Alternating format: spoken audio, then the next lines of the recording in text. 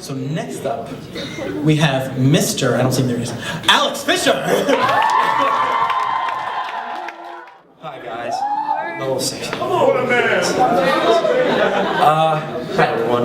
Over here and here. So I just want to say, no matter whether you went on retreat or not, everyone here has a mission.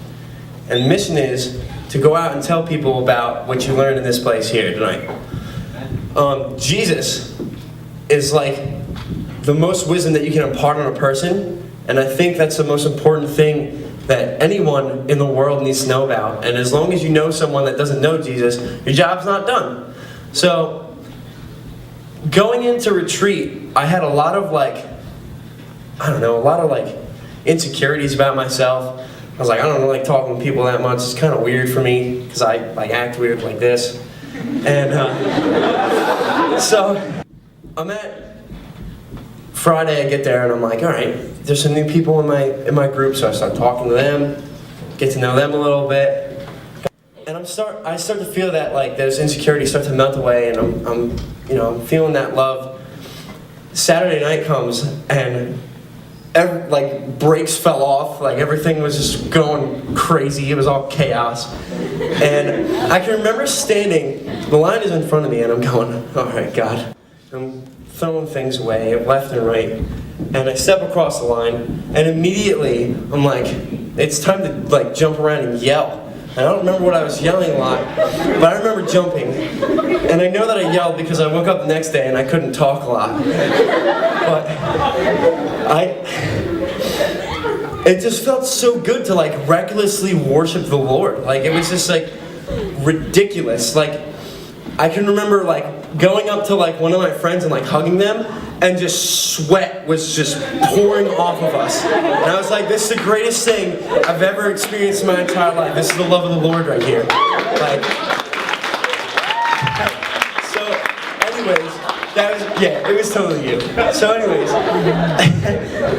anyways, Saturday night goes along, the worship is crazy, and I just remember, walking up to somebody, I don't know who it was, but I was praying for them, and holy moly, there were things coming out of my mouth, there were vocabulary that I didn't even know about, and I was like, totally God, never knew that word existed, it was crazy.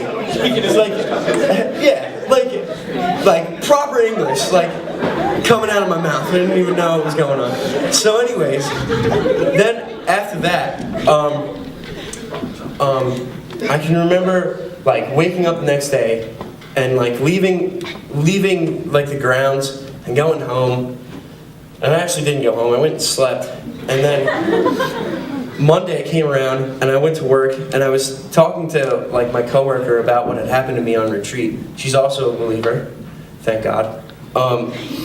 And I remember telling her, and she was like, I wish I could do that. And I was like, but you can't.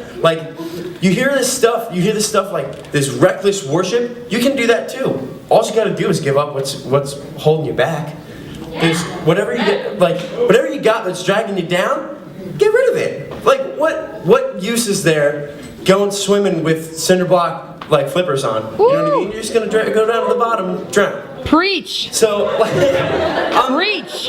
But at the same time, I still got things that I need to get rid of. I'm not perfect. I haven't gotten rid of everything yet. But there's always that one thing that really drives you to become greater than you were, so that you can worship God on a whole new level and get to know God on a whole new level. I remember going in and being I want this to be exactly the same as last year. But why? Why would you want that? You can the same way that you worshiped God last year, or the same way you worshiped God yesterday, or the same way you worshiped God 10 minutes ago. There's so many things that I could say about worshiping God. But what you need to know is He loves you, and He just wants to be in there, to be in your heart, to let Him in. You know what I mean? So that's what happened to me on retreat, and what changed me on retreat.